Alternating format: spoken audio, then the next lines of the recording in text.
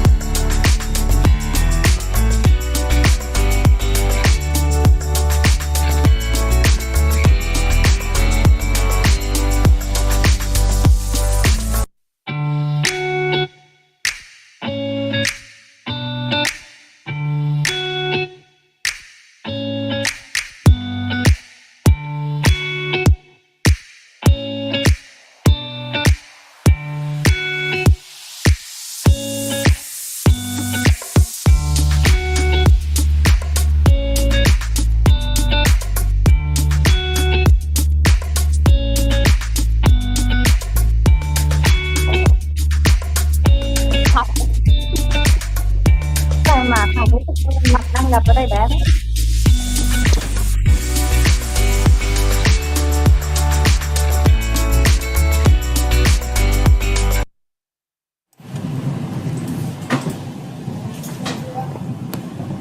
Vâng, chúng ta sẽ còn khoảng 10 phút nữa sẽ bắt đầu chương trình hội thảo ngày hôm nay. Cho phép em được dành vài phút để check đường truyền với quý thầy cô. Các thầy cô có nghe được đầu cầu tiếng em nói và nhìn được hình ảnh của hội thảo không ạ? Nếu các thầy cô nhìn thấy thì có thể đánh vào chat box giúp em. Yes, vâng, cảm ơn các thầy cô ạ. Vâng, cảm ơn các thầy cô. Morning David, can we spend some minutes to check your internet? You turn on your camera and yeah, morning. Hello, good morning. Yeah, morning, David. All right, thank you. So, can you hear the sound? I can hear the sound perfectly. Thank you.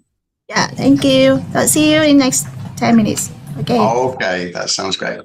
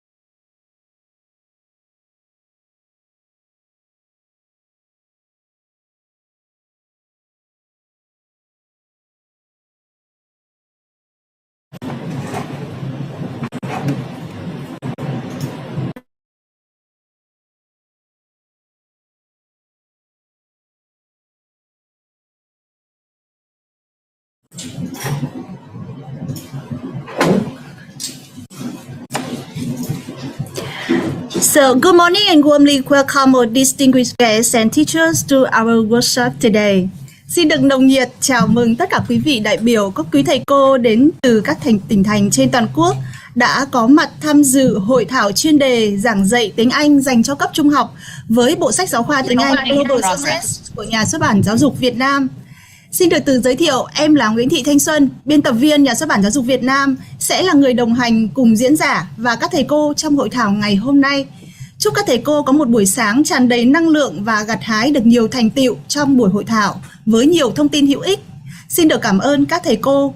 Buổi hội thảo ngày hôm nay được tổ chức trực tuyến thông qua nền tảng Zoom, đồng thời được livestream trực tiếp trên kênh YouTube và fanpage Tiếng Anh Global Success.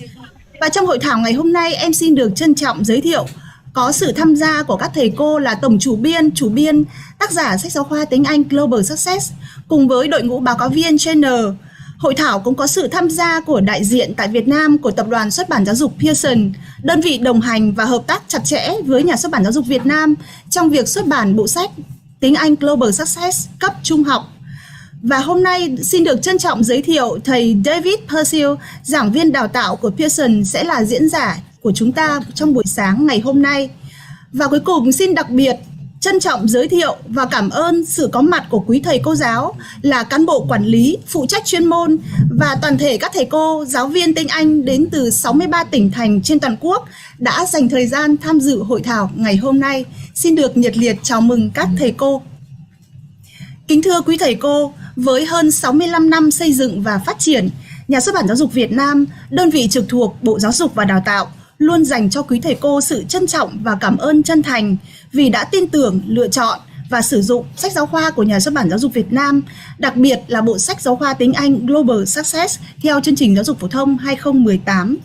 Thực hiện sứ mệnh và nhiệm vụ chính trị của ngành Và đáp lại sự tin yêu đó, Nhà xuất bản Giáo dục Việt Nam luôn nỗ lực cố gắng để có thể hỗ trợ tốt nhất cho các thầy cô thông qua việc biên soạn những bộ sách giáo khoa, sách tham khảo chất lượng cao, cung ứng đến từng địa phương đầy đủ kịp thời với giá thành phù hợp đại trà. Nhà xuất bản cũng liên tục xây dựng và phát triển các công cụ, tài nguyên, hỗ trợ dạy và học đa dạng để giúp các thầy cô trong quá trình giảng dạy. Bên cạnh đó, hàng năm, Nhà xuất bản cũng tổ chức các chuỗi hội nghị, hội thảo chuyên đề với các diễn giả trong nước và nước ngoài nhằm chia sẻ đến các thầy cô những kinh nghiệm, phương pháp giảng dạy hiện đại, cập nhật, có tính ứng dụng cao và áp dụng linh hoạt vào điều kiện thực tế ở địa phương. Và buổi hội thảo ngày hôm nay chính là mở đầu cho chuỗi hội thảo tập huấn sử dụng sách giáo khoa cũng như là tập huấn chuyên đề chuyên sâu mà Nhà xuất bản Giáo dục Việt Nam sẽ đồng hành với quý thầy cô từ bây giờ cho đến hết năm 2023. Xin quý thầy cô hãy dành thời gian để theo dõi tất cả các cái thông tin về hội thảo này trên fanpage và các thông tin từ Nhà xuất bản Giáo dục Việt Nam. Thưa các thầy cô, ngày hôm nay buổi hội thảo của chúng ta sẽ diễn ra cả ngày. Phiên buổi sáng sẽ bắt đầu từ 9 giờ đến 11 giờ với phần trình bày của thầy David Persey về một xu hướng học tập ngày càng phổ biến trong việc học ngoại ngữ. Đó là phương pháp học tập tích hợp nội dung và ngôn ngữ mà chúng ta hay gọi tắt là CLIL, Content and Language Integrated Learning.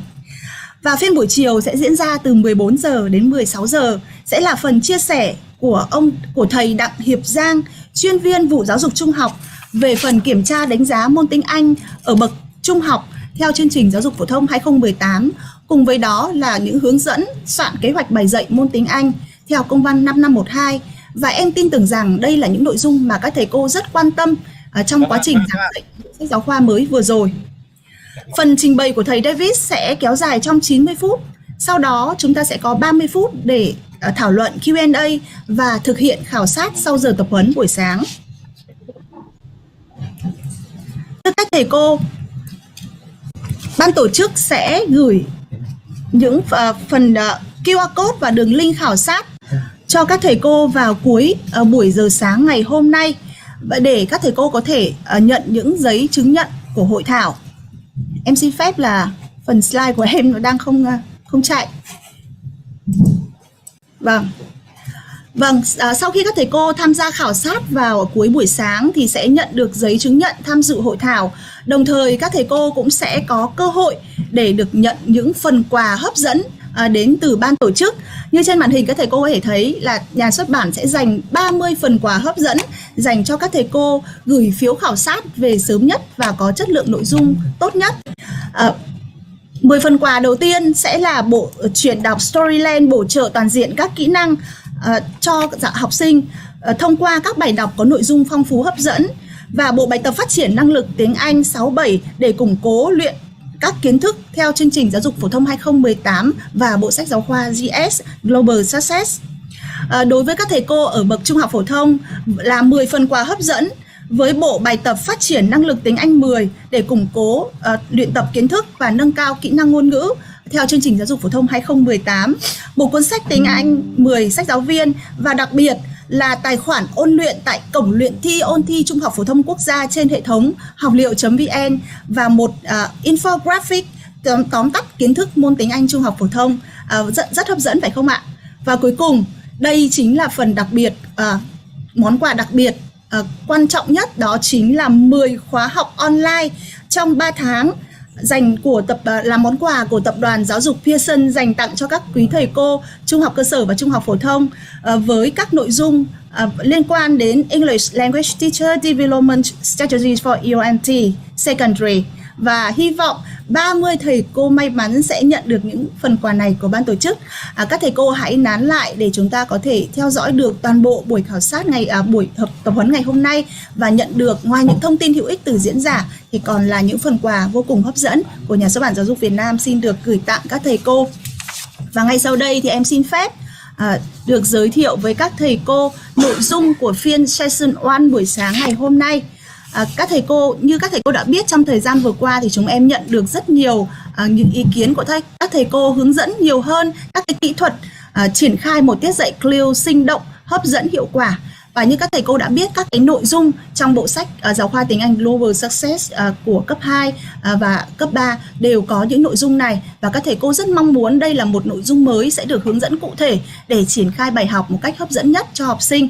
Và trong buổi sáng ngày hôm nay thì thầy David sẽ chia sẻ với các thầy cô những chiến lược rất thực tiễn để giúp học sinh hiểu và sử dụng tiếng Anh để có thể thảo luận và giải quyết các vấn đề quan trọng của thế giới ngày hôm nay.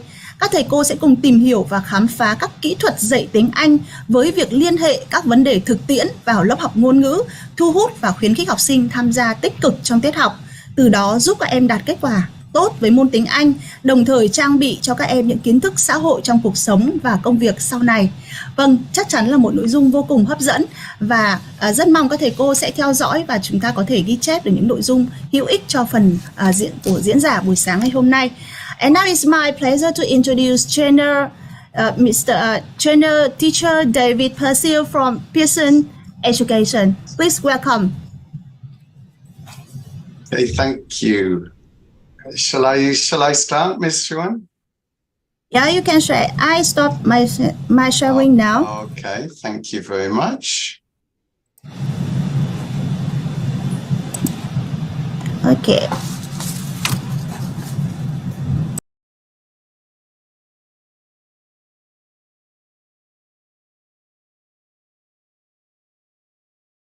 Okay, can you see my screen correctly, Miss Chuan? It's okay now, David. Excellent. Okay. So good morning, everyone. I'm glad to see some people already using the chat box. I hope that you've all had your wonderful Vietnamese coffee. I miss Cafe Phiên when I'm away from Vietnam. So I'm actually based in Thailand. This is where I am today. And it's an absolute honor to be here today. So I hope that today there will be some useful tips. I'm sure that I can learn a lot from you as well. So first of all, just to explain what we'll do today, we only have 2 hours. I would like to give you a few minutes break in the middle, just to a toilet break, but let's see how we go. I'll be giving you a short quiz at the beginning, and then a lesson, a CLIL lesson, when you will hopefully learn some new vocabulary. Some key principles of CLIL, relating CLIL to teenagers. So why is it so relevant to teenagers in Vietnam today? And then examples from the books of implementing CLIL in the secondary language classroom, and a review. So first of all, I'm sure that Ms. Huan has mentioned this. Please participate in the activities. I know that there are so many people today, so we will not use breakout rooms or polls, but I will ask you to use the chat box as much as you can. And also, I notice a lot of you are in rooms. Please work together to do the activities, right? It's important that everyone stays muted, simply because if there is one person unmuted, it's very difficult for anyone to hear. If you want to say something, then I'm sure that Miss Sean will let me know, and we can maybe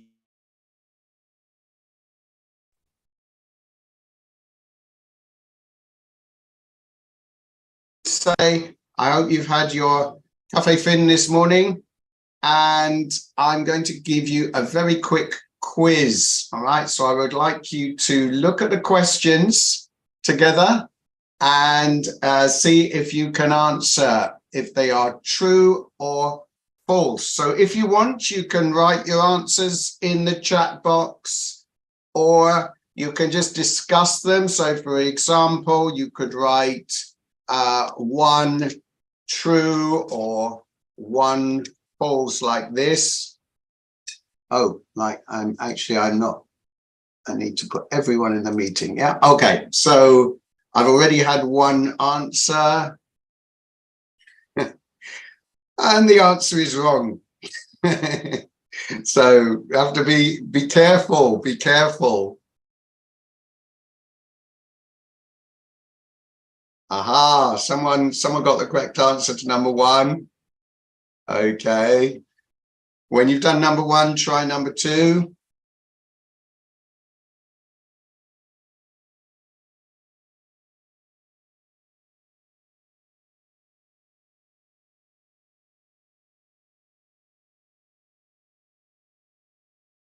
Okay, a lot of answers to number one.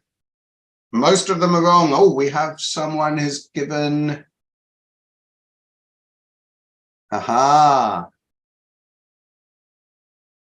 Don't need to write out the answer. Just say whether it's true or false. Otherwise, I think this session will go on all day.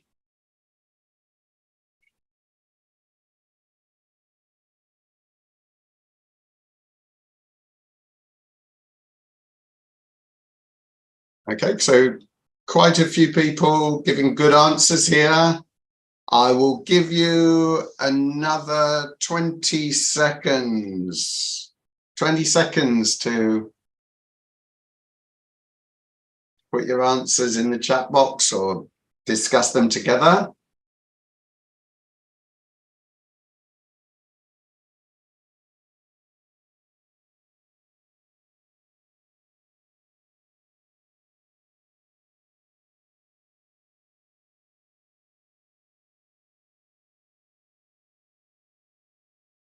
Yeah.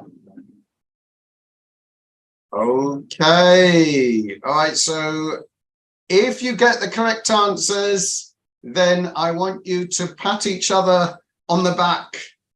All right. You can make each other feel good. Now, the first one was actually false. It's not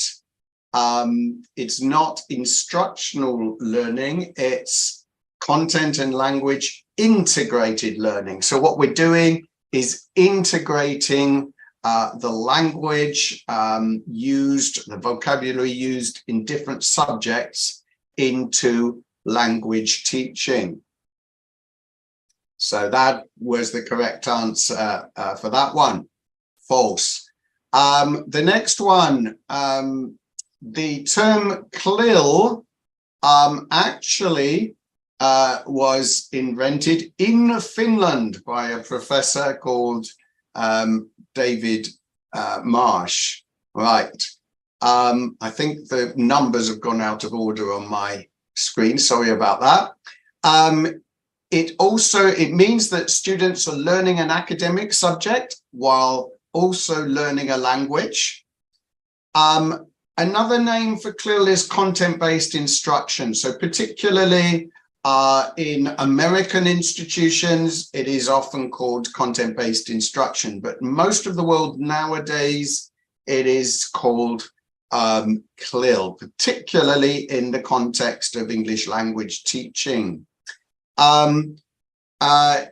Teachers do not need specialist training. So, well, training in terms of being aware of CLIL and feeling confident in using it, yes, but you do not need to be an expert in any of the content areas, all right? So hopefully it's something that will be interesting and exciting for you. Now, I hope you're feeling ready for a lesson. Are you ready? I'd like to see some yeses. Okay, 2 people are ready. Yeah, lots of yeses. Excellent. That means you are, I think Miss Shun, you've selected these teachers very well. Everyone is very keen, and that's nice to see. So we're going to start off, and this is very typical in a CLIL lesson. We're going to start off with a reading text. You're going to read about someone called David. Now, I'm not going to give any clues as to who this David might be, but he may be in this room. Okay, and you're going to read a text about someone called David and the music in his life. So first of all, I want you to think of some things you would like to know. All right, so can you write some questions in the chat box? What would you like to know about this person called David? Right, so we want to know it's about David and music. What would you like to know? Yeah, that's a good question. What type of music does David like? Does David like pop music? Any other questions you might want to put? Does David teach at any schools? What type? Yeah. What type of books does he read? Well, it's about music, isn't it? So not about food. We know it's David and music. All right, so we might want to know what type of music he likes. Does he like pop music? Does he play guitar? Does he play, let's see, does he write music? That's a good question. Does he play the flute? What type of song? Yeah, so remember, does he like Vietnamese folk music? Yeah, so good questions, but we're focusing the students on the topic area. Okay, so I've already told the students the topic area is going to be music. Okay, so we've got some good, yeah, does he always listen to it? All right. Yeah, what type of music instruments does he play? Good. So you're good students. We've got lots of questions. We will write them on the blackboard. So now, are you ready to read the text? See if your questions are answered. Are you ready?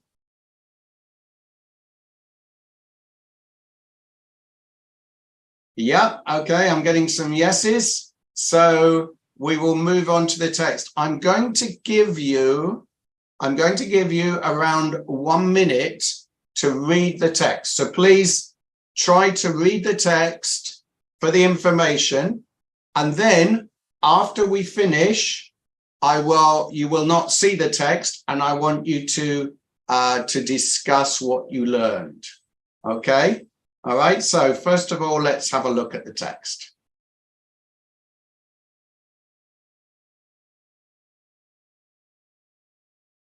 Okay, you don't need the textbook, don't worry.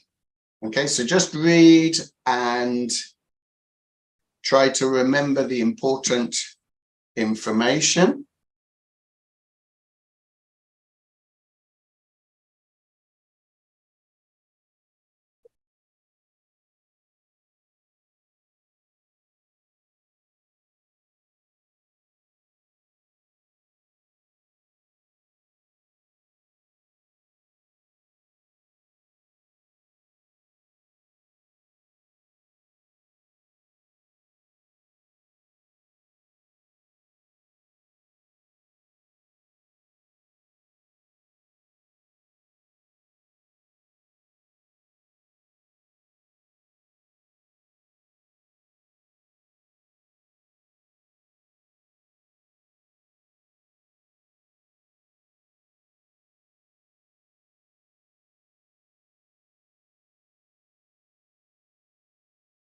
Okay, I've given you 1 minute. I'm going to give you another 20 seconds because I'm feeling generous this morning.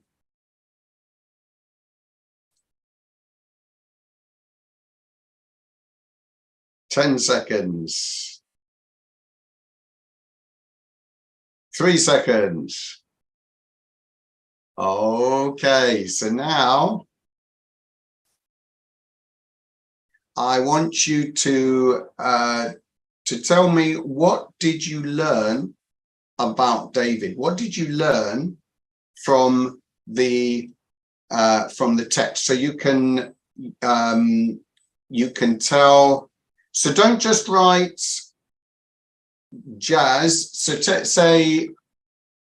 say what you learned. So not just the words. All right. Okay. All right. But what exactly did you learn? What are my hobbies? So please be specific.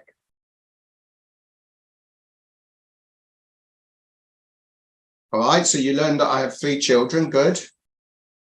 All right, you learned. Right.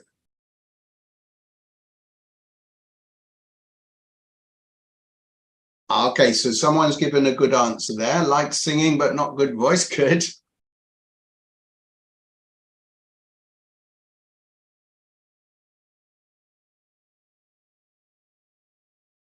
Right. Okay, keep going.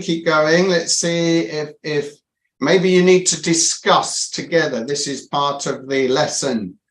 We want the students to share what they learned from the text. So if I'm using the book here, I would ask my students to close the book and share what they learned. All right. So some of you have got more information than others. Yeah, he loves jazz. He can play the piano. This is true. Okay,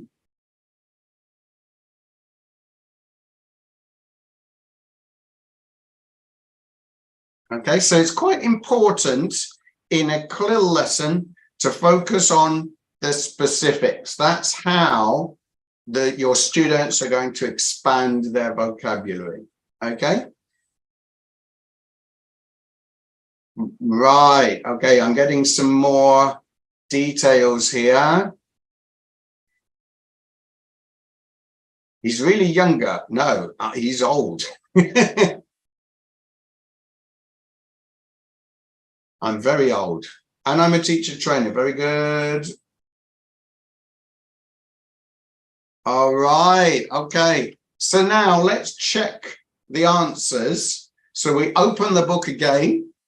And we will check our answers by reading. So I will say to my students, well, let's see did you get them right? Did you get everything that is in the text? So for example, some people said that I am old. Some people said I have 3 children. This is true. Some people, so if I just use the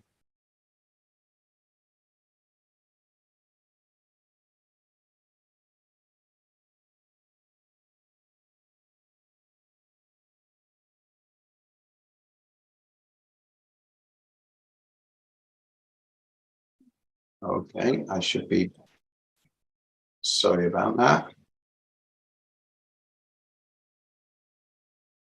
Okay. All right. So hopefully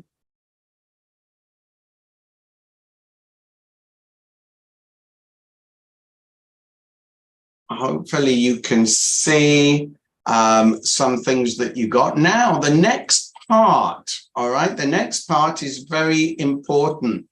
Remember, our focus is vocabulary, all right? And it is specific to a subject area, in this case, music. So now I will ask the students to underline the vocabulary related to music, all right? And I will ask them to highlight any words that are new and write them in their vocabulary notebooks, okay? So at this point, if you can look at the text again, see what words you see that are related to music. So which words are about music? All right. Now, some people are saying very nice things about me, but they're not answering the question. So, okay, classical, very good. Yeah, classical music. remember that this is actually a collocation, right? Classical means something, but classical music is quite specific. Yeah, concerts. Yeah, okay. What else do we see? Right, salsa, merengue. What else do you see? Yes, some people have noticed the musical instruments, the key of G, jazz, rhythm, upbeat. Okay, so I'm going to show you the words that I would want the students to underline. Okay, so maybe the teacher didn't find everything. And also, maybe students will they will highlight different words, because for some of them, some words will be new and some words will not. Okay, but these are all the words that I have underlined, all the words related to music. So as you can see, there's quite a lot of specific vocabulary, right? And some of it the teachers will be able, the students will be able to work out from the context, all right? But other words maybe will be completely new to them.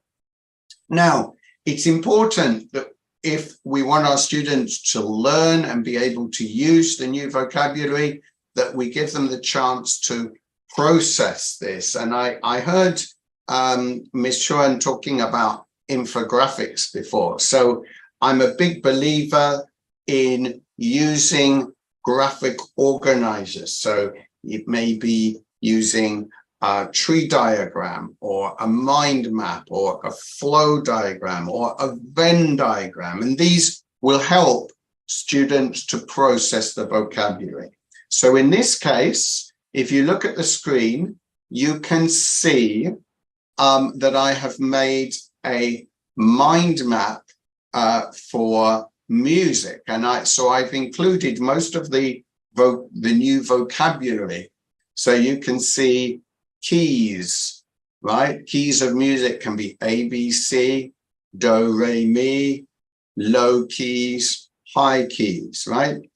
Stringed instruments, you've got a I can't pronounce it,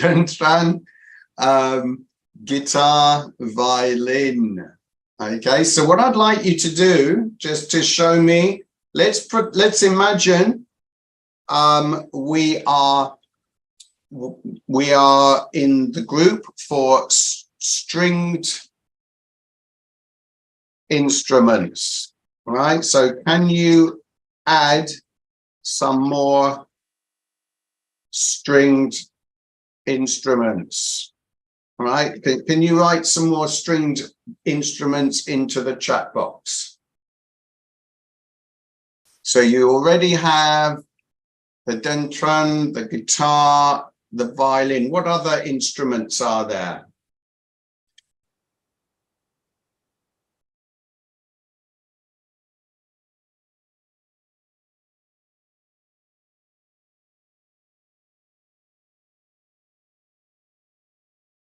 Okay, so maybe that's a cello, very good, harp, and maybe a viola, very good. And also there was a Vietnamese instrument. Piano is also a stringed instrument, very good. Double bass. Right, okay, so there's a real opportunity for students to learn more, but also you may well find that some students in a class like this are musical, and suddenly the class is exciting for them, because although it's in English, they are able to use, they are actually in a position where they know more than some of the other students, okay? So, as the teacher, I will correct you. Yeah. So so for example, the flute is not a stringed instrument. The trumpet is not a stringed instrument, but the double bass is. Yeah. So so I will go around helping the students, okay? All right, so each group will focus on a particular part of the mind map, okay? So then I would say the students can add drawings and illustrations. Now, why is this a good idea? Can anyone tell me in the chat box, why is it a good idea to add drawings and illustrations to the mind map?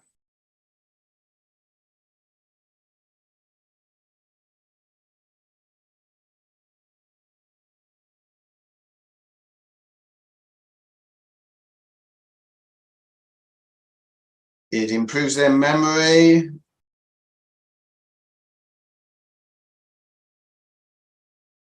Whole brain studying, very good. Right, good for visual learners, very good. Helps to remember the words in topics, yes.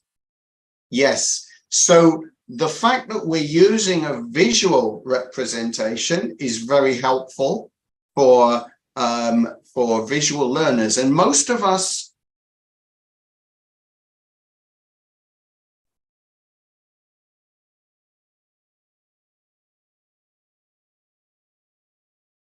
and also it means that the students do not need to use Vietnamese. They do not need to use their home language. All right, so particularly if you put this on display, which is ideal, you make displays in the classroom. But if you don't make displays, then at least in their notebooks, they can see and visualize the instruments without having to translate. All right, and that makes it easier to actually speak as well. So the next stage, I will move on to a more creative stage. So I will then say, well, I would like you to make some notes about you and music. So you read about this person called David, and now we have expanded our vocabulary, our music vocabulary. And now I would like you to think about your personal situation by focusing on these prompts. So for example, genres of music that you like. Okay, so the genres of music, you might say, I like hip hop, or I like jazz, yeah? And my musical influences. So your musical influences, that could be interesting. That might be your parents. It might be your local city, right? Or your local part of Vietnam, because I know there's a lot of different music from different parts of Vietnam. It might be a teacher. It might be music that you heard at home, and then musical instruments you play, maybe some musical instruments you would like to learn, so that we include everyone, because not everyone has the opportunity to learn, but maybe they would like to learn, and also their musical experiences. So some of your students, they may come from very difficult backgrounds, but they may have music in their lives. All right, so it's a good leveler. It's a way of including everyone. And from this, hopefully, we can begin to start writing. Now, the important thing here is that this has occurred after the other stages. Okay, so if we look at the different stages of the class, they have gone through a reading, they've discussed the reading, they have highlighted vocabulary that is specific to music, then they have processed that vocabulary and organized it in a way that will make it easy to remember. They have brainstormed new words. Maybe you have allowed them to use the internet as well to help them. Okay. They have added some drawings and illustrations to make a visual display. Okay. And then you are moving here towards a creative writing lesson. Okay, so a lot of people in the chat box answering the questions. That's great. That shows that you're engaged with the lesson. So, okay, so what did we do in this CLIL lesson? What did you enjoy about it? I hope you enjoyed something. I know it's difficult when we're online. It's not the same as being face-to-face. Do you think it helped you to learn effectively? I'll just give you a minute or two to think about those questions, first of all. And then I will give you my ideas.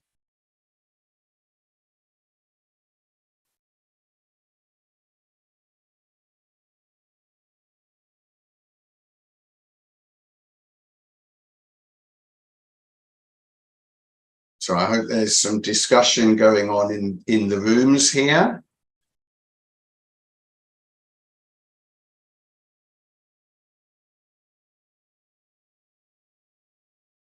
Okay.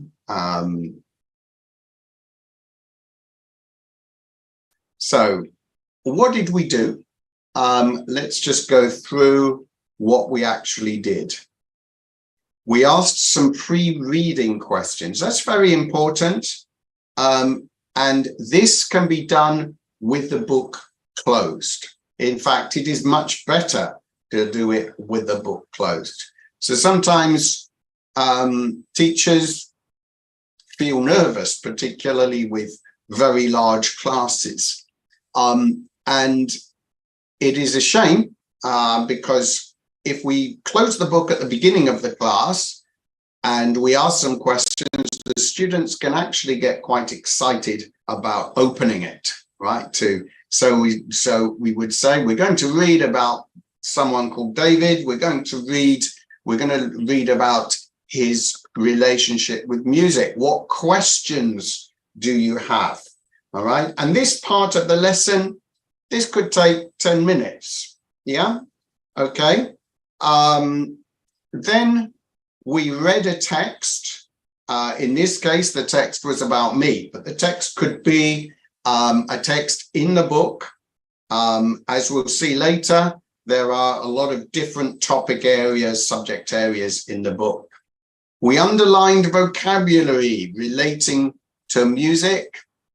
We organized this vocabulary using a graphic organizer. In this case, it was a mind map. And then we used the text as a model for a creative writing task. Now, the next question, what did you enjoy, is a difficult question because in a good CLIL lesson, different students will enjoy different things. It should appeal to learners who are good at learning vocabulary. In this case, it may appeal to students who know something about music, all right? So it might appeal to musical students who are not very good at English. And a science CLIL lesson would appeal to science students who are good at science, maybe not so good at English, but it helps them to become interested in the language. And the different parts of the lesson, we are doing different things, appealing to different types of learners. So let's see if you can fill in the gaps here. So if we're using this CLIL lesson as an example, what are the benefits of using CLIL in the English language classroom? See if you can write the missing words in the chat box.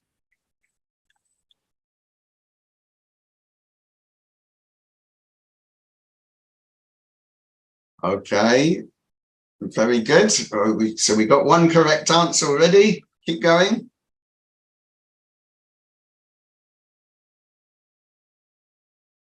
Oh, we're on fire today. Lots of good answers. Yeah.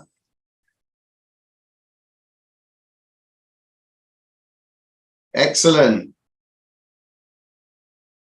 So I think we're only looking for one more answer.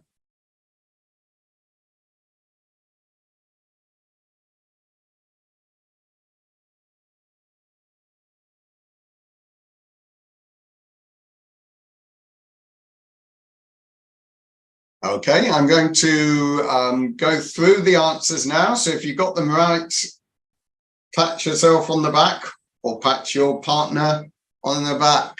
So the benefits, first of all, as we've seen, it can be very motivating for students because in this case, for example, we're looking at a subject area, in this case, music. This can be a lot more interesting for students than reading about something that is not real. It also is something that maybe students have a particular interest in. So they're actually learning about something that will be useful for their lives. It's also interesting for teachers because we can learn new things in a class. Now, you've probably taught a lot of CLIL classes without even being aware of them because modern textbooks often include some CLIL elements, and they're moving more and more towards this. It is authentic by definition, right? So for example, in this case, we're learning about music. Music is real. It is authentic. It's not something that is made up. Everything that we read about was real and relevant. It gives us greater possibilities for learning by doing. We're learning a wider range of vocabulary.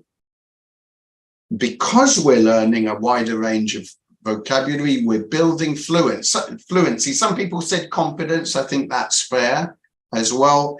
And we're building world knowledge and cultural awareness. So there's a strong focus in the books that you're using and will be using. There's a strong focus on Vietnamese traditions and cultural awareness. So we're learning about the world and also comparing it and contrasting it to Vietnam. By increasing our range of vocabulary, we are also increasing students' ability to read more. And the more they read, the more their vocabulary expands. The more the vocabulary expands, the more they understand, the more they can read. And obviously, this will have positive effects in terms of passing exams and future academic success, not only in English, but in other subjects where English vocabulary is used. Okay, so let's have a look at an example from one of the books. Okay, so in this class, the students are learning about science. So have a look at the text and see if you can identify what scientific words can you identify from the text. So see if you can write the words you see in the chat box.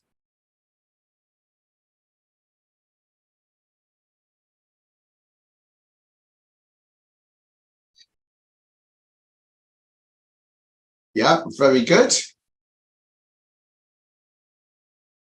Okay, so a lot of people have got the first one. See if you can find the second one as well. Very good, excellent.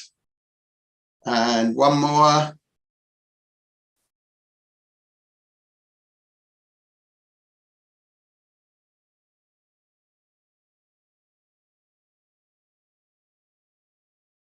Okay. Yes, we're getting towards the third one. Well done, everyone who got those. So the correct answers were carbon footprint, atmosphere, and temperature. So the students are learning about how to reduce their carbon footprint. At the same time, they are learning other words. You could also identify some, depending on your class, they might find other words they're not familiar with. Maybe they don't know the word tons as a measurement, for example, or air pollution. But it's likely that they know most of the words, so we can identify some new words here that will be useful in other areas. Okay, so what we're going to do now is I'm going to show you some different examples from different levels of the book.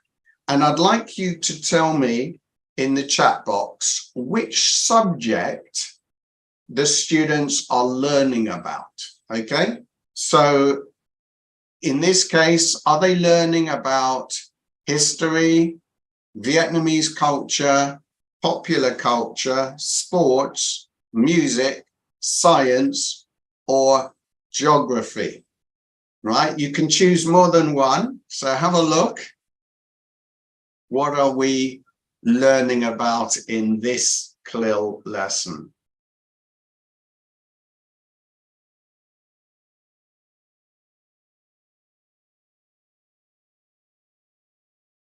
Okay, so a few people have put sports. Anything else?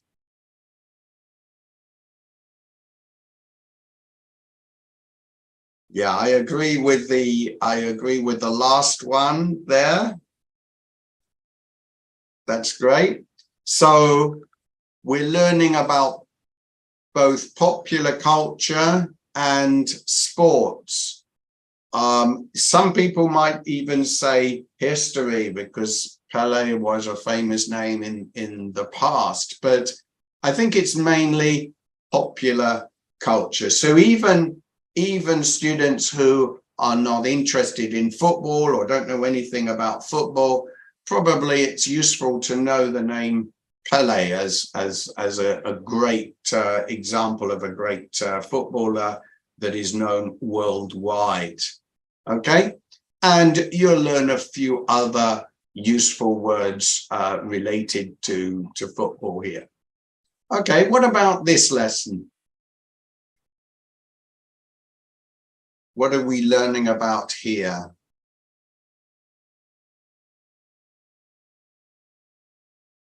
Very good. We're learning about, very good. A lot of correct answers here. We're learning about geography. Excellent. Excellent. Okay. How about this lesson?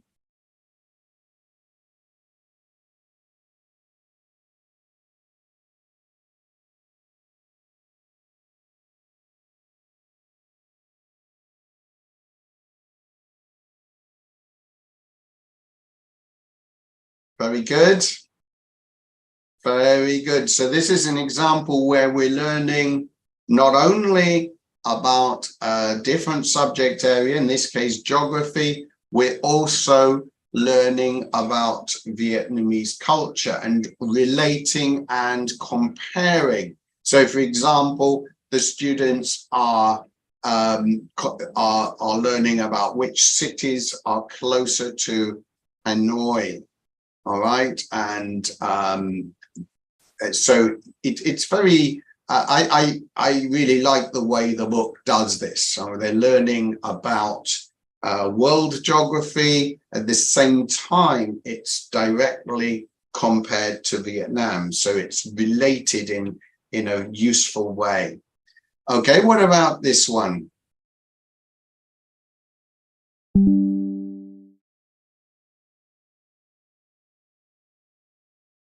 Very good. Very good. Lots of good answers. We're learning about both music and also Vietnamese culture.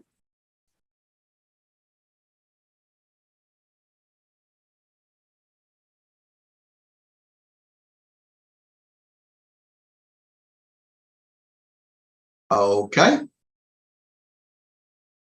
Great. So now I'm going to give you a task to do. All right. So you might want to write this down. If you're in a big room with a lot of teachers, perhaps you could share a whiteboard or share some paper. And what I'd like you to do is to put the descriptors into the two boxes. All right. So we have two boxes here, one or baskets, one for English language teaching on the left and the other for CLIL on the right. Okay. So what I'd like you to do is look at the descriptors. Which descriptors go into the ELT basket? Which ones go in the CLIL basket? Okay, so if you want, you can type in the chat box, but you can also maybe, it would be useful if you have a whiteboard to write them up on the whiteboard, all right, just so that everyone can see visually. Okay, so I'll give you a minute or two to do this. I think it will probably need 2 minutes or maybe a bit more.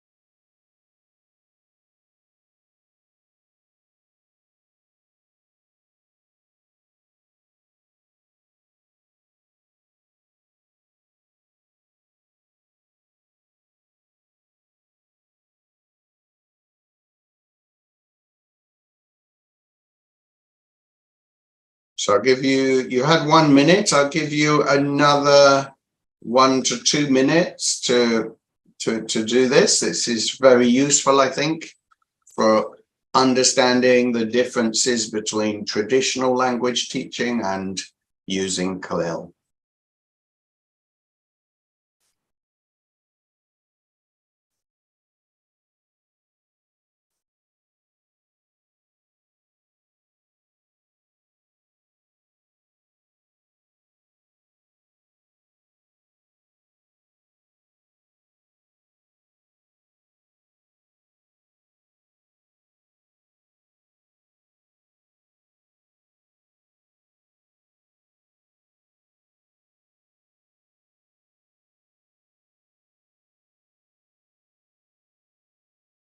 Okay, and 1 more minute.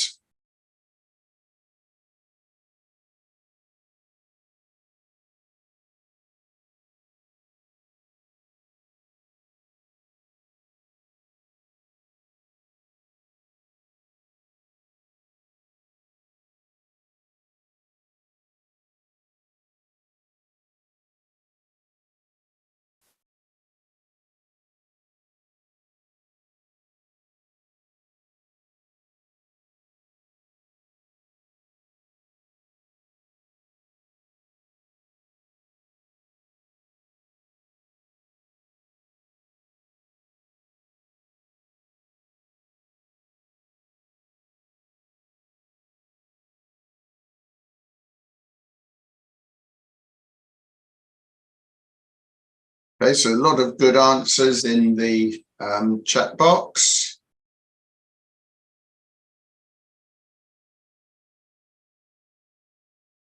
Okay, so let's go through them together now.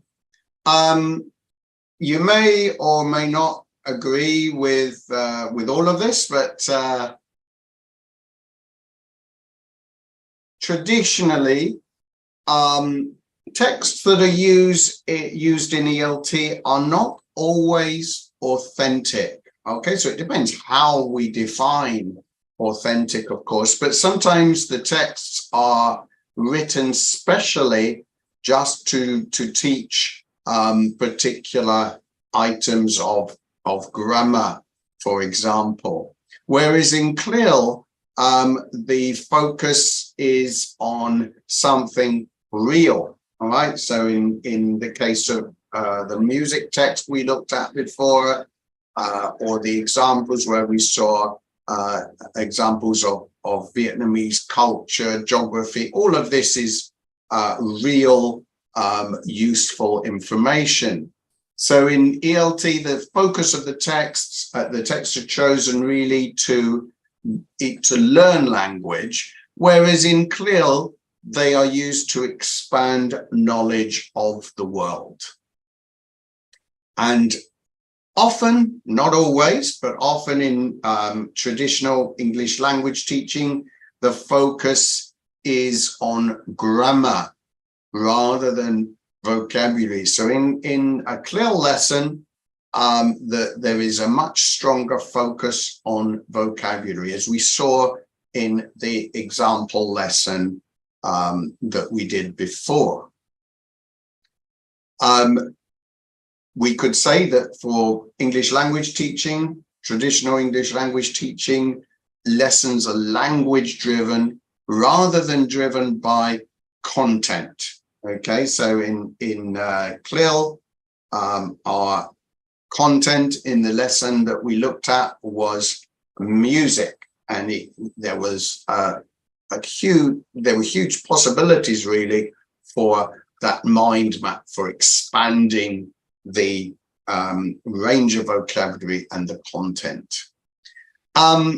Vocabulary in traditional ELT is often not recycled unless the teacher makes an effort to give a vocabulary quiz or to go back to the vocabulary. Whereas in CLIL, because the vocabulary is taken from real world, from other subject areas, it is inevitably recycled, not always in our classrooms, but quite possibly in other classrooms like music, science, geography, history.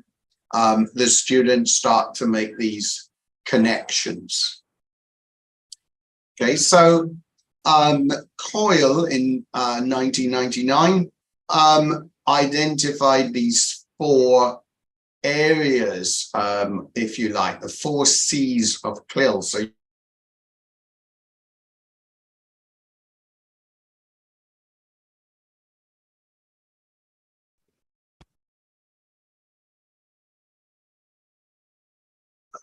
sorry about that, I disappeared for a moment. Okay, you'll be familiar with the 4 C's of 21st century learning. So we talk about communication, collaboration, critical thinking, and creativity. These are the 4 C's of CLIL. So content means that we're progressing in knowledge, skills, and understanding, all right, of different elements of a curriculum.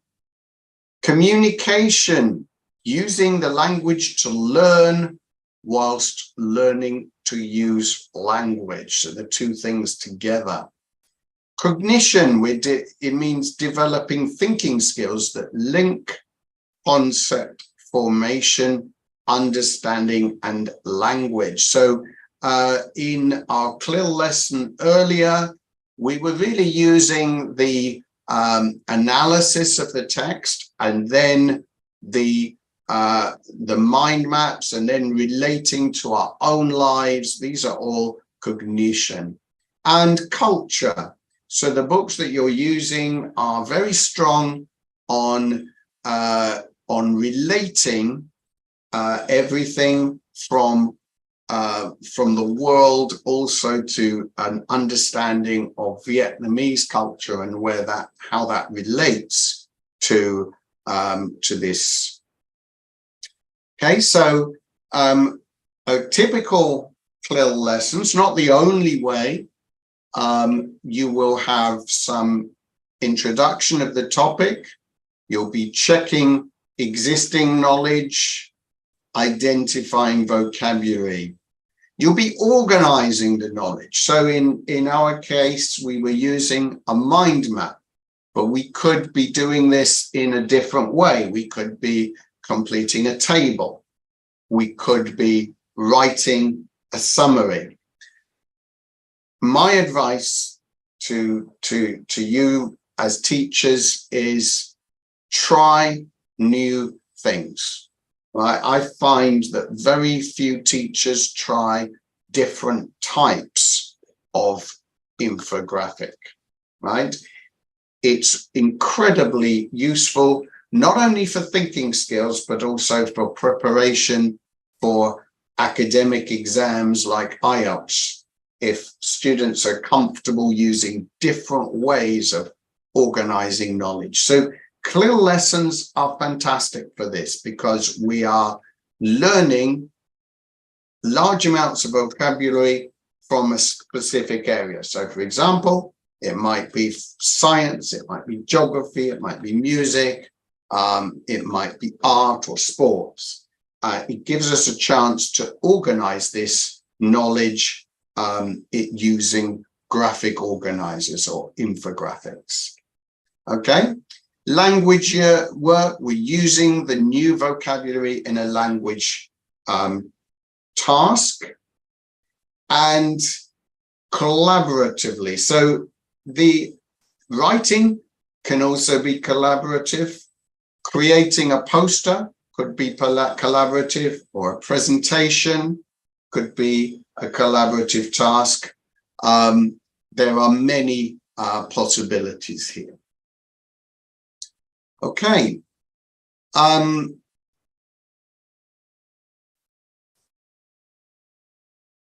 Would Miss Chuan, should we take a short break or should we continue? I think, what about you? We would we continue and then finish at 10:30. Is okay for you? Okay, we can try to finish at 10:30. Okay, yeah. That's fine. Okay, so let's move on then, and we'll look at CLIL and teenagers.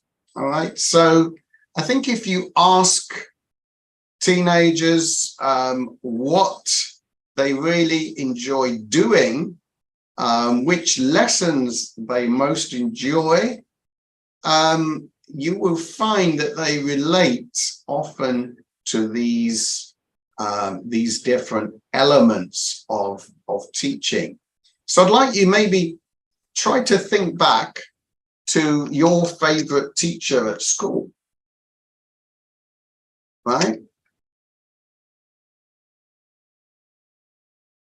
Right, why did you like this teacher when you were a teenager?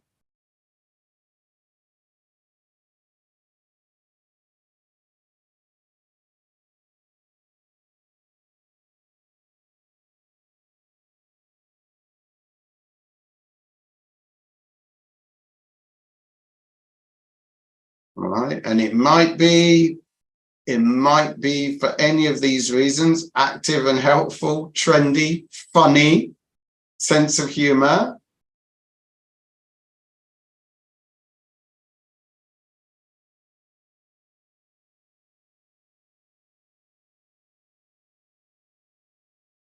Considerate. Okay, so I have a question for you.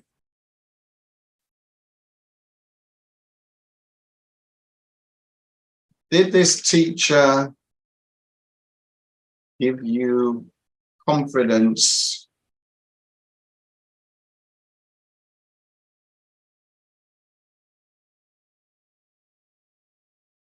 They give you confidence to express your own opinions. Were they interested in your life?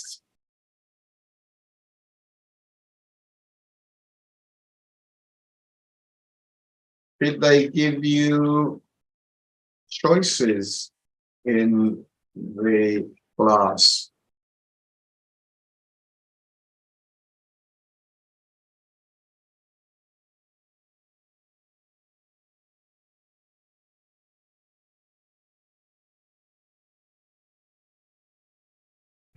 Some because of their beauty. Yes, life skills.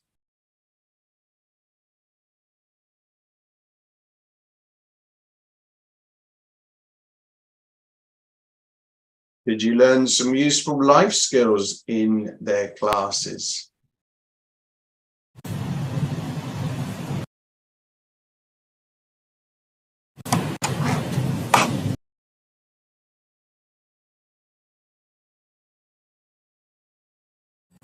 Just a moment, David. Yes. I'll just send you a link on YouTube that our workshop is live stream on YouTube, and with about more than 4,000 teachers are watching and very interactive. And you can see their comments. Yeah. Oh, okay, but I can't see. Right. I can't look at YouTube while I'm doing this. It would just be impossible. Yeah, thanks. Okay, I can look later.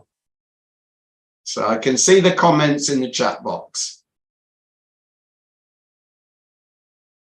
Okay, so what I think you can see here is that a lot of your answers to my questions relate to these points. So you've mentioned life skills, authenticity, that the teachers that you loved as teenagers gave you the confidence to express opinions. They gave you some choices. They allowed you to ask questions, and they took an interest in your lives. So how does this relate to teaching teenagers? Well, let's have a look at another couple of examples of CLIL from the books. Okay, so here, for example, we have an example of building cultural awareness through comparing the cultural aspects of two cities. Okay, so if you look here, you'll see Bangkok, which is where I am speaking to you from. So key features of the lesson: we're developing cross-cultural awareness. In the first part of the lesson, actually, they are comparing Stockholm here with their own city. So the second example, they are comparing another city in another way. It is communicative, and they share their ideas working collaboratively. They then have a choice. So this is something you'll notice a lot in the book here. So if you look at the writing section, it says choose a city. What city is it? Right? Every lesson, there is an element of choice for the students, and this appeals to teenage learners particularly. Right? The writing, a postcard is a creative activity. Of course, we don't often write postcards nowadays, but this can be adapted. So it can be adapted into an electronic greeting card. It could be made into a poster. And the students can also collaborate online. If you are comfortable with that. I think increasingly teachers use, for example, Google Documents or Google presentations, and other. There are also other possibilities with Microsoft and other companies. Okay, let's have a look at another lesson. So this one is taken from the Level 6 workbook. You'll see here that there's a lot of information about television. All right. It is an example of CLIL. They're learning about the history of television, some of the scientific facts relating to television, and also to an extent popular culture. Okay, so I'm going to give you an example of what I would do here to build a creative CLIL lesson. Okay, so first of all, I would divide the students into two groups, all right? And group A will consider 3 advantages of television. Group B will consider 3 disadvantages of television. If you have a very large class, we can simply divide the class into 2 sections, or we can have A, B, A, B, but it's important to encourage collaboration here so that the students can share the vocabulary that they know. So you would want to have 3 or 4 in each group as a minimum. And then you will mix the groups, all right, and have a student from each group writing an advantage and a disadvantage on the board, and different students completing the list. And I would do all of this, as I mentioned before. It's a very useful strategy to keep the books closed. Right now, the students have an incentive to open the book, and what might have been a less interesting, less authentic activity becomes more interesting.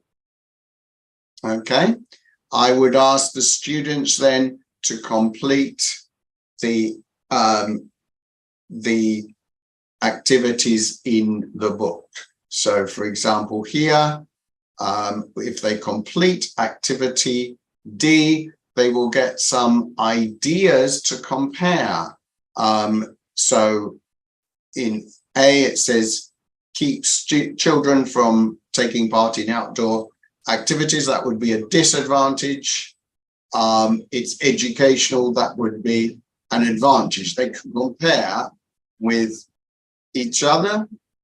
We could then divide into groups for a debate. And then we could ask them to complete the second exercise, which is quite interesting. It gives us some interesting facts about television.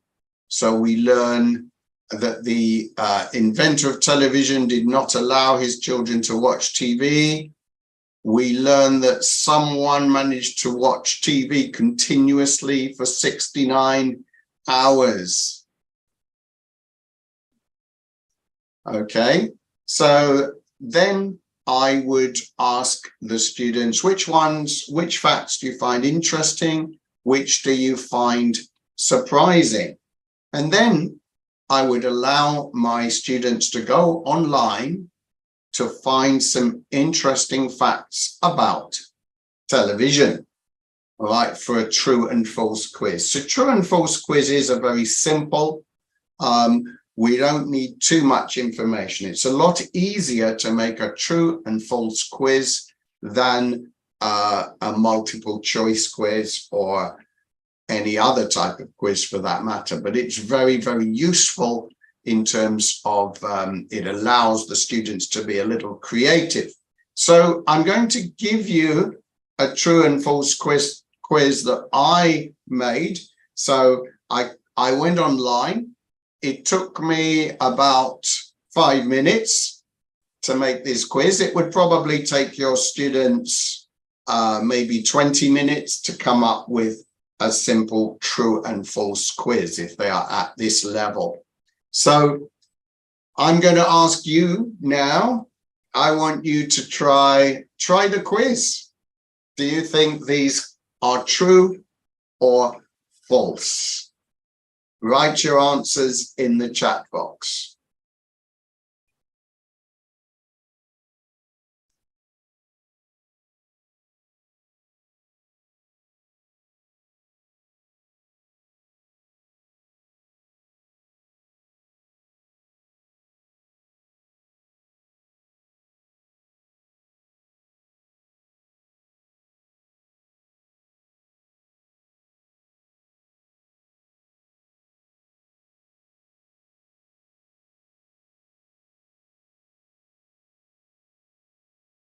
Okay, someone was very quick.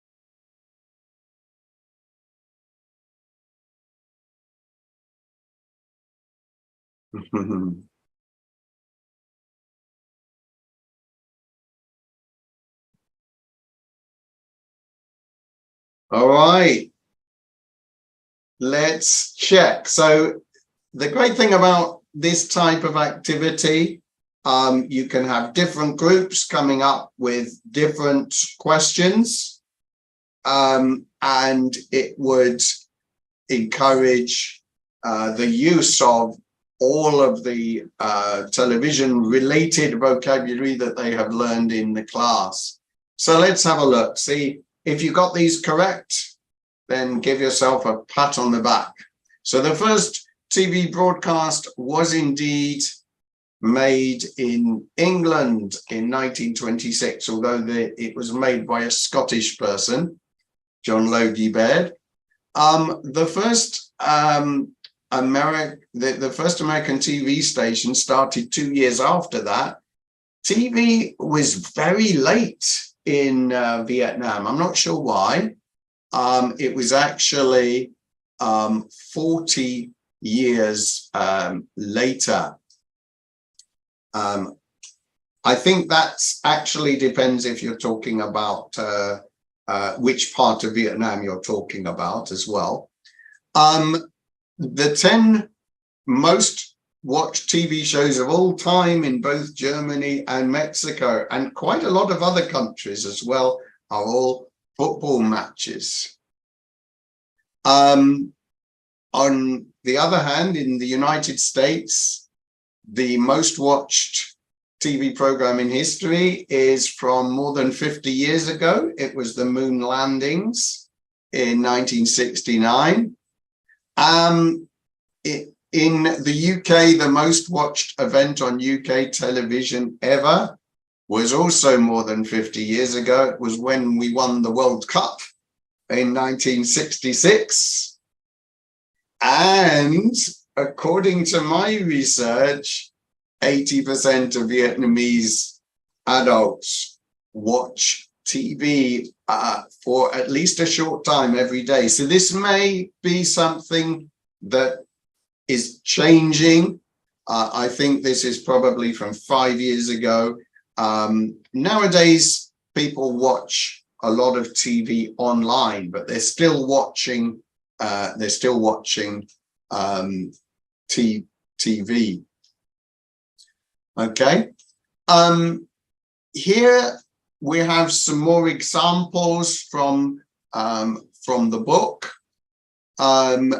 We are looking here at different features of Vietnamese villages, features of of houses and how they're built in this unit.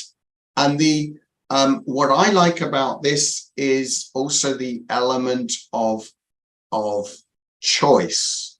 Okay, so the students are asked to make notes about a village or a town. In this case, it's leading up to a project, and you'll see a lot of this in the book. A lot of projects where students are looking at their favorite village or their favorite TV program or their favorite their favorite historical character. It can be many different things. What are the benefits of this type of activity? Let's have a look at it first of all. You can see that the students are working in groups. They're searching for a village in Vietnam or a foreign country that they would like to visit. They're designing a poster about that village, and they are presenting the poster to the class. All right, so what are the benefits of this type of activity? If anyone would like to type some ideas, and then I will tell you my views. Right. Developing creative students, improving speaking, absolutely, yes. Any other ideas?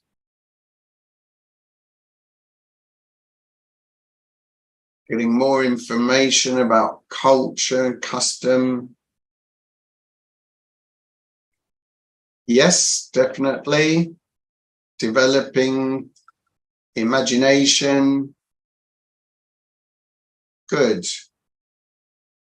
The one very important point, which is true when we go back to the lesson that we did at the beginning on music, this type of activity is inclusive. It appeals to different types of learners. So we are, just as in the example at the beginning, students who are musical are being included, right? Students who are good with vocabulary.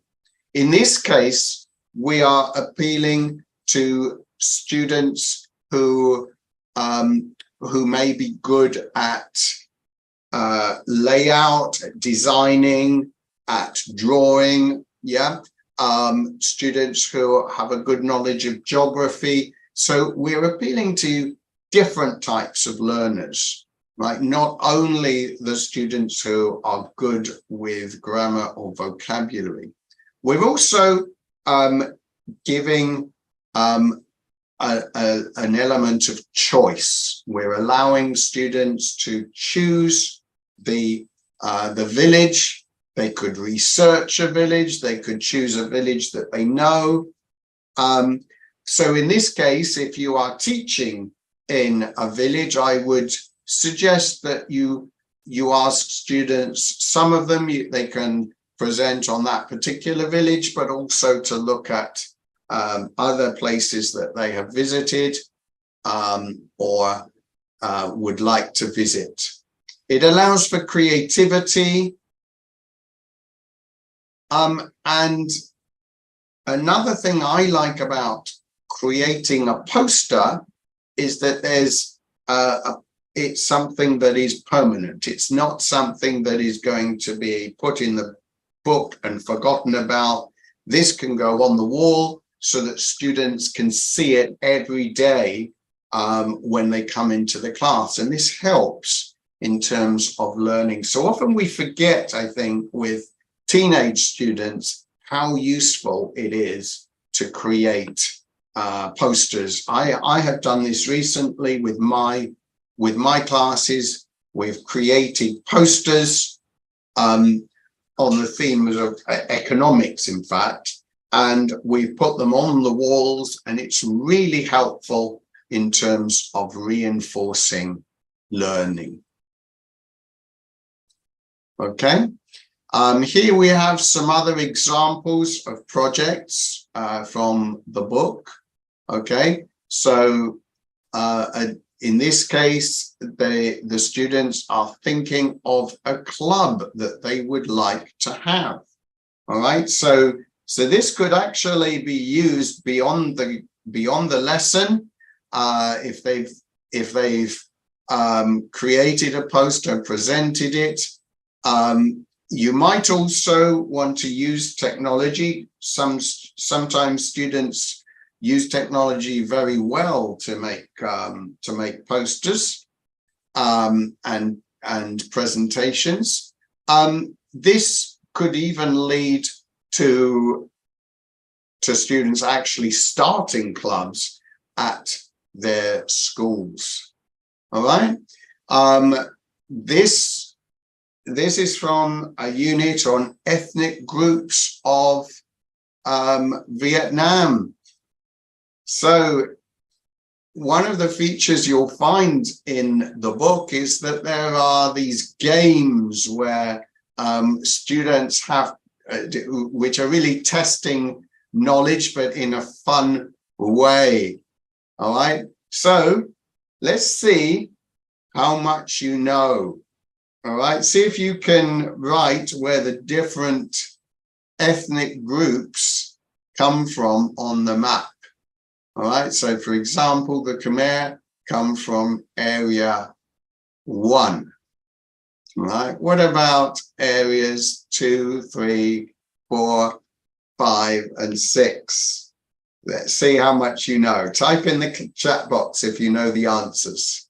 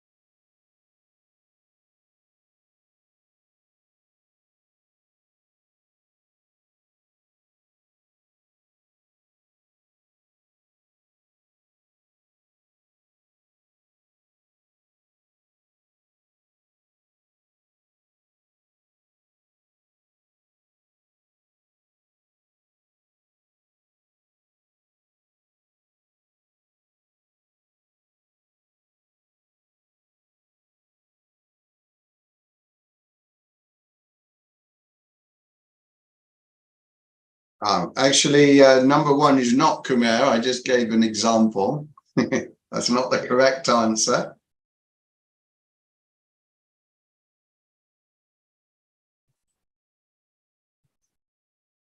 Okay.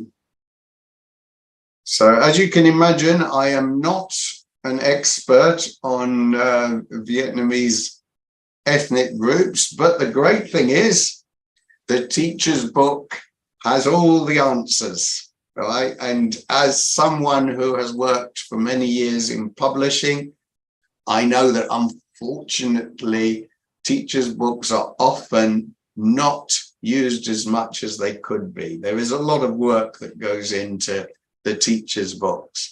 So let's see if you were right. The correct answers are on the screen now. If you were right, pat yourself on the back and say, well done. Maybe you can give yourselves a prize of an extra cup of coffee when we have our break. And I have a bonus question for you. Which are the 2 largest ethnic groups in Vietnam? And this is something that the students learn. Oh, you're very knowledgeable. Yeah, the students actually learn this in the course of a listening text. All right, so I think some of you, the largest ethnic groups. I think by ethnic groups we mean minority groups here. So if we then look at the audio, so this is track 20 of the audio, and we find that the kin, Miss Shuan, please correct my pronunciation. So the kin and the te would be the correct answers. Pretty good. Yeah, it's pretty good. Pretty King good. and te, yeah. I need you to invite me back to Vietnam so I can perfect my Vietnamese pronunciation. Okay. Thank you. And have some more pho and beautiful Vietnamese food and coffee. Okay, so so the students learn useful cultural information everywhere in the games, in the texts, also in the listening texts. So this is a very good example of CLIL here. All right. And awareness. So there's a very strong focus on awareness of cultural differences. So if we look at the text here, which cultural differences is this text focusing on? You might have to look quite closely at the screen to answer this question. What are we focusing on here? Is it A, food, B, greetings, or, oh, sorry, I made a mistake. There's only food or greetings. All right, so a lot of people are looking at the photos, but not actually at the text. But there is a little bit on food. It's mostly focusing here on greetings. So which other cultural aspects could we compare? Right. So so for example, we might focus on eating times. Yeah. What other areas could we what other aspects of culture do you think we could focus on?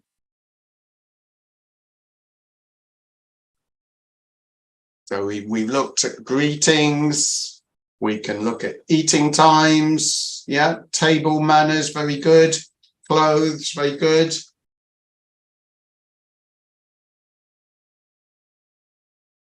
Costumes, traditional costumes particularly.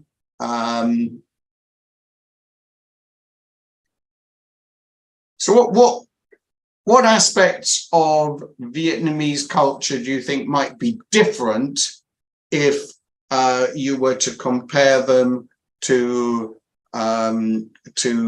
Japan or to the UK or to France or to Australia, for example? So eating times might be one.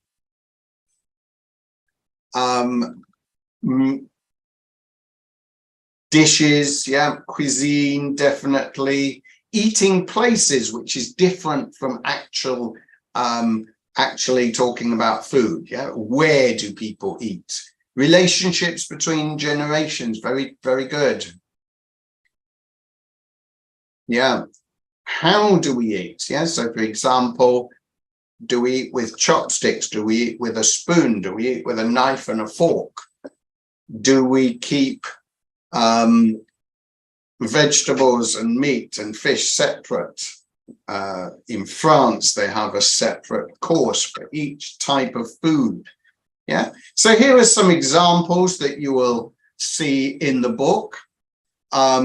Inviting people to your home. So this is something that is quite different in different cultures. So, for example, in the UK, it's very where I come from, it's very common to invite people to your home.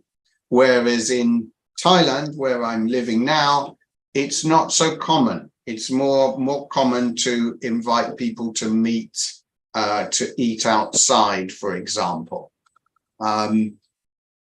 Giving gifts, right? So in the UK, if you go to someone's house for dinner, you would probably take a bottle of wine or something like that.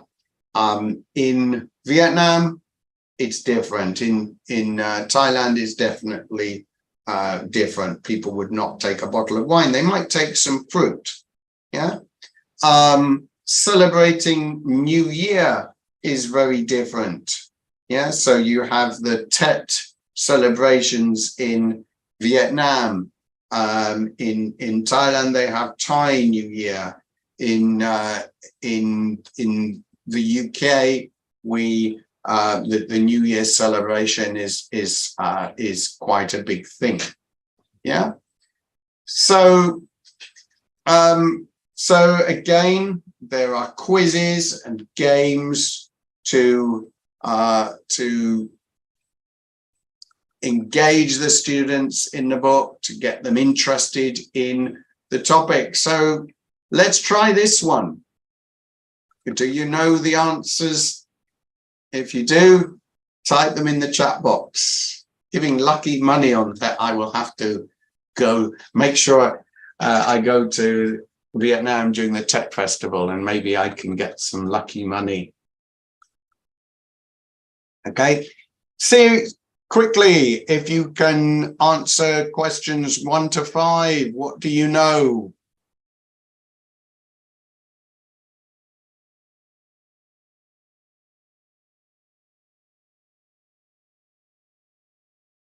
This one's quite an easy one.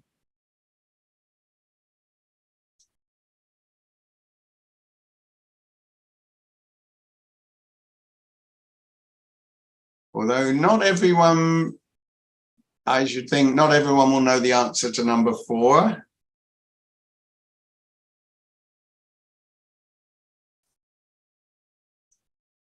Okay. Okay, so everyone is still very much awake. So here are the answers. A, B, B, B, A. So I might move on from this saying, what else do you know about these people? What else do you know about the Thais, the Maoris, the Japanese?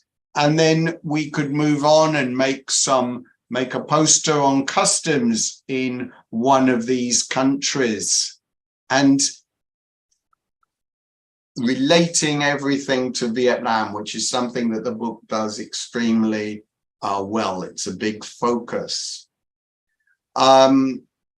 Let's have a look at this project here. Which aspect of this project work do you think is the most important in terms of teaching and for your students? So is it A, that the students can do their own research? B, that they work in groups? C, that they have a choice of topic?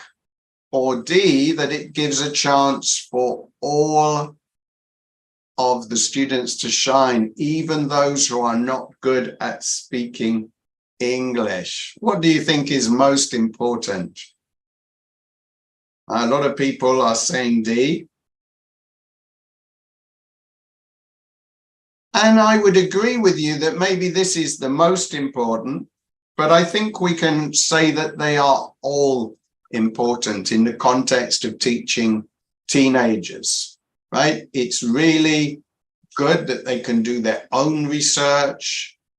It's good that they can work in groups. It's good that they can make a choice in terms of the topic. And it gives a chance for all students to shine, right? It's not necessarily just those who are good at English. And you'll notice here, we've really come back to what we were looking at earlier, the advantages of CLIL. So I'm going to round off this workshop. I hope it's been useful, with a few questions just to see how much you remember. I'd like you to, you can either discuss these in groups, or you can write your answers in the chat box. I will give you around 3 minutes to do that, and then I will review the questions with you.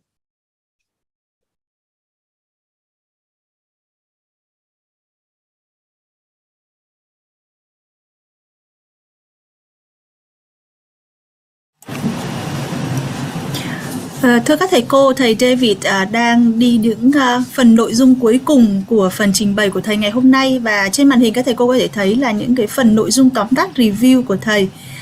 Xin mời các thầy cô chúng ta hãy cùng nhớ lại những gì chúng ta đã được tiếp thu trong buổi sáng ngày hôm nay và đánh vào chat box để giúp thầy có thể là check được cái comprehension của chúng ta ngày hôm nay ạ. Vâng, xin mời các thầy cô ạ.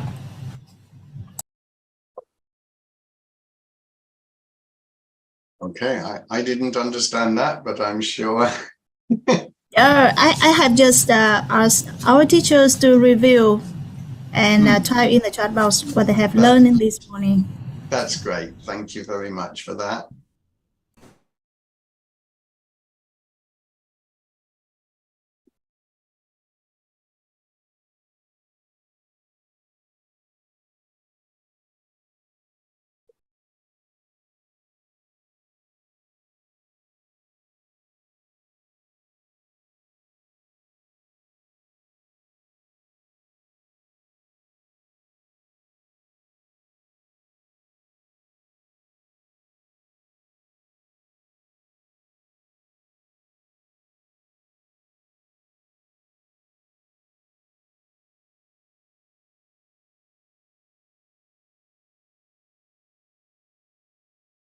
So maybe give another 2 or 3 minutes for this.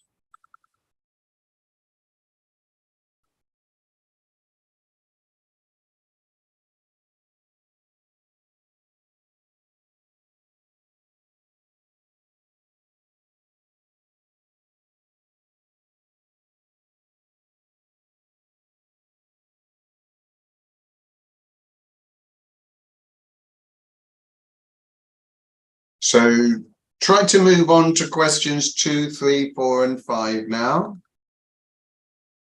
Good.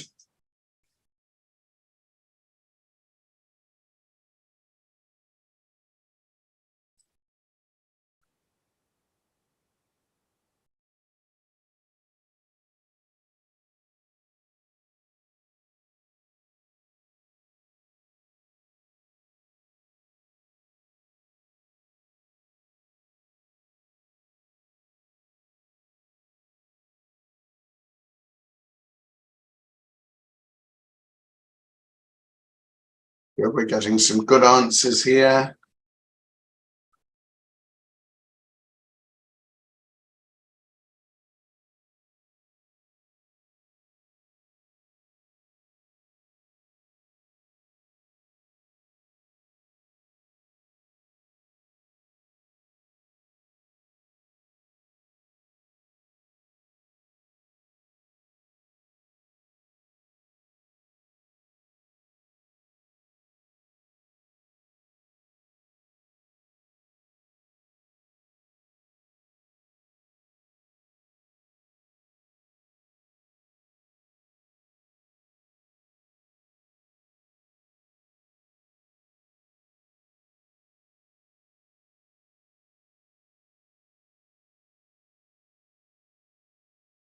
Okay, that's great. Let's see a few more answers for number 3, 4, and 5.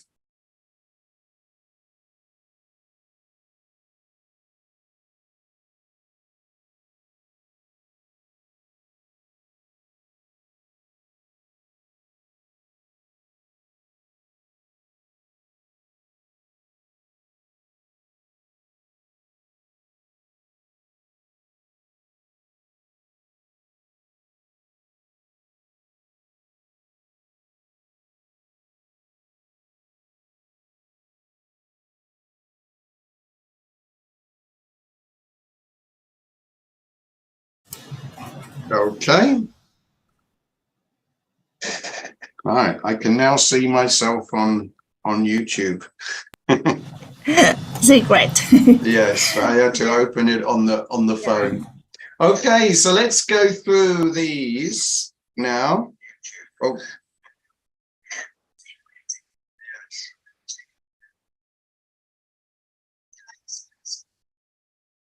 I need to find a way to, to mute it. Okay, so as most people correctly remembered, CLIL stands for Content and Language Integrated Learning. Two differences, for example, a CLIL lesson uses authentic material, it's content driven, it focuses on building vocabulary. It's particularly suitable for teenagers because a CLIL lesson, and we saw a lot of examples from the book, it involves choice, it involves collaboration and creative tasks. Two examples of subject areas that, well, there are a lot of examples in this series of books: culture, geography, music, and science. And then the 4 C's of CLIL that CLIL proposed in 1999 were content, communication, cognition, and culture. So I hope today's session has been interesting and useful.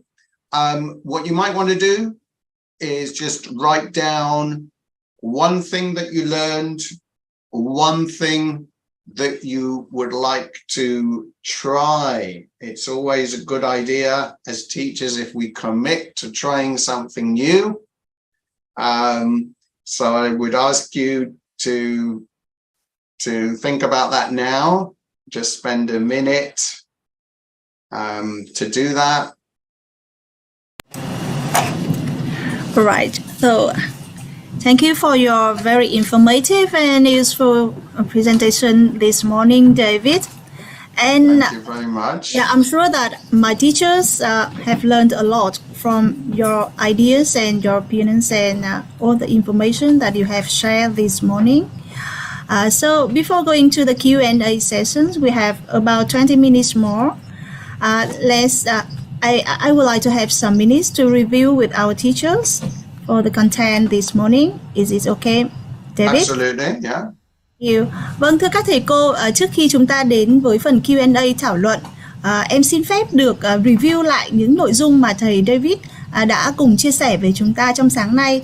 Thưa các thầy cô, trong vòng 1 tiếng 40 phút, thầy đã chia sẻ với chúng ta về các cái kỹ thuật, các bước triển khai của một tiết học có tích hợp nội dung. Thầy cũng đưa ra một số ví dụ về các nội dung CLIL trong bộ sách tiếng Anh Global Success. Thầy cũng có sự phân biệt, sự khác nhau giữa một tiết học EOT và một tiết CLIL mà các thầy cô cũng vừa review cùng với thầy David. Thầy cũng đưa ra những lợi ích của một việc trong việc triển khai những tiết học CLIL này đối với học sinh, đặc biệt là học sinh phổ thông, là lứa tuổi mà các con đang có những yêu cầu và nhu cầu được khám phá thế giới, được nhu cầu được học hỏi cũng như là mong muốn được tăng cường những kỹ năng hợp tác trong quá trình học tập.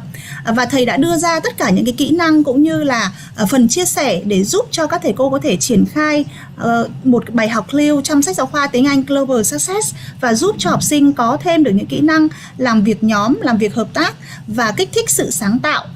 Các thầy cô có thể thấy là một bài học, các series, các unit, đơn vị bài học triển khai trong series Global Success đã được tác giả thiết kế một cách rất là khoa học, logic, với mỗi một đơn vị bài học là một chủ đề, chủ điểm rất cụ thể, và học sinh sẽ được bồi đắp những kiến thức input language để sau đó các con thu thập được những thông tin và bồi dưỡng được, nâng cao được kỹ năng ngôn ngữ của mình bằng việc triển khai các cái tiết học dự án cuối cùng. Và các thầy cô có thể thấy rằng nội dung tích hợp nội dung là một trong những xu hướng học tập của chương trình giáo dục phổ thông 2018, đó là việc học tập liên môn. Và tiếng Anh của chúng ta có một lợi thế rằng đã sử dụng ngôn ngữ, học sinh có thể sử dụng ngôn ngữ của mình để được tìm hiểu, khám phá các môn học các môn học khác thông qua việc các cái kênh thông tin để tìm hiểu thông tin và mở rộng cho các con những cái kiến thức nền tảng mà chúng ta hay gọi là background knowledge. Và các thầy cô có thể thấy rằng tất cả các cái nội dung, các cái hoạt động ngôn ngữ được thiết kế trong series Global Success đều tạo điều kiện và trao cho các con, cho học sinh có những cơ hội để tìm hiểu, khám phá về thế giới. Và đặc biệt là các con có được những sự tự tôn về dân tộc, tình yêu quê hương đất nước và sử dụng ngôn ngữ tiếng Anh của mình để giới thiệu các nét văn hóa con người của đất nước mình đối với thế giới. Và em hy vọng rằng bài trình bày của thầy David đã giúp đỡ cho các thầy cô rất nhiều để thấy rằng việc triển khai một tiết học CLIL trong Global Success vô cùng dễ dàng và rất là hấp dẫn và thú vị. Vâng, xin cảm ơn các thầy cô. Và sau đây chúng ta sẽ có khoảng 10 phút. Nếu như các thầy cô có câu hỏi gì thêm đối với thầy David thì vui lòng đánh vào chat box. Và sau đó chúng ta sẽ đến phần khảo sát và kết thúc buổi workshop sáng ngày hôm nay. Các thầy cô có câu hỏi gì thì chúng ta có thể type vào chat box để hỏi thêm với thầy David. Vâng. Yeah, so teachers, have you got any questions for our presenter today? Please type in the chat box or comment on YouTube or fan page. Yeah, could I have your email? Yeah, a question from Bình Thuận. Okay. I will share.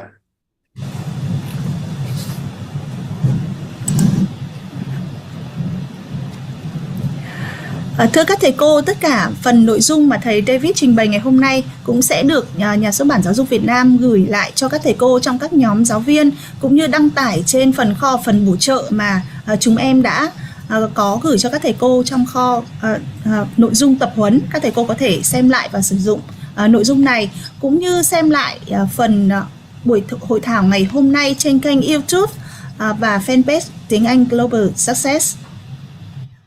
Vâng. Nếu như các thầy cô không có câu hỏi gì thêm với diễn giả, một lần nữa thì em xin phép là chúng ta hãy bày tỏ sự cảm ơn và thầy cô hãy thả những cái icon thật là yêu thích đối với phần trình bày của thầy ngày hôm nay được không ạ? Yeah. Vâng, cảm ơn các thầy cô rất là nhiều. Nếu chúng ta cảm thấy rằng phần trình bày của thầy David hôm nay hữu ích và mình có thể áp dụng được trong lớp học của mình, vâng, xin mời hãy bày tỏ tình cảm của mình và sự cảm ơn với thầy David from Pearson. Yeah, our teachers have shared their feeling, yeah.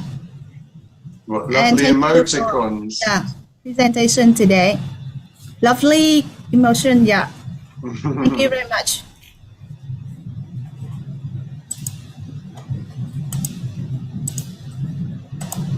Very, very kind of you. I hope hope to be able to come back to Vietnam sometime. Yeah, hope one day you can. Hope one day you go and then we have a direct or very useful teaching session with our teachers face to face. That would be great, wouldn't it? Yeah. So thank you again, Teacher Persey, for your presentation this morning, and I hope that we can see you again one day in our coming sessions of VEPH and Pearson next school year. Once again, thank you very much. Thank you very much again. Okay, so shall I say goodbye now? Yeah. Okay, so thank you everyone, and I hope to see you all again, and I hope it was useful. Thank you for your very kind words. Okay, and thank you, Miss Yuan. Thank you, David. Everyone there. And have a nice time. Vâng, thưa các thầy cô, và bây giờ là phần chúng ta đến với phần khảo sát của buổi sáng ngày hôm nay. Ban tổ chức sẽ gửi và đường link cho các thầy cô trên cả nền tảng Zoom, kênh YouTube và fanpage để các thầy cô có thể tham gia khảo sát để nhận được giấy chứng nhận của buổi hội thảo ngày hôm nay, cũng như là cơ hội may mắn được nhận những cái phần quà mà em đã giới thiệu buổi sáng cho các thầy cô. Vâng, 30 phần quà dành cho 30 thầy cô giáo gửi về phiếu khảo sát sớm nhất cũng như chất lượng nhất để các thầy cô có thể nhận được giấy chứng nhận cũng như những phần quà của ban tổ chức. Em xin nhắc lại, đó chính là 10 phần quà cho các bộ sách tham khảo, bổ trợ, nâng cao theo bộ sách Tiếng Anh Global Success, cùng với tài khoản luyện thi cổng luyện thi tốt nghiệp Trung học phổ thông quốc gia với đầy đủ tất cả các môn trên hệ thống học liệu.vn và 10 khóa học EOT do tập đoàn Pearson gửi tặng cho các thầy cô. Mỗi khóa học kéo dài trong 3 tháng. Các thầy cô sẽ được cấp tài khoản và vào có thể tự học self-learning. Và sau đây thì em xin mời bộ phận kỹ thuật.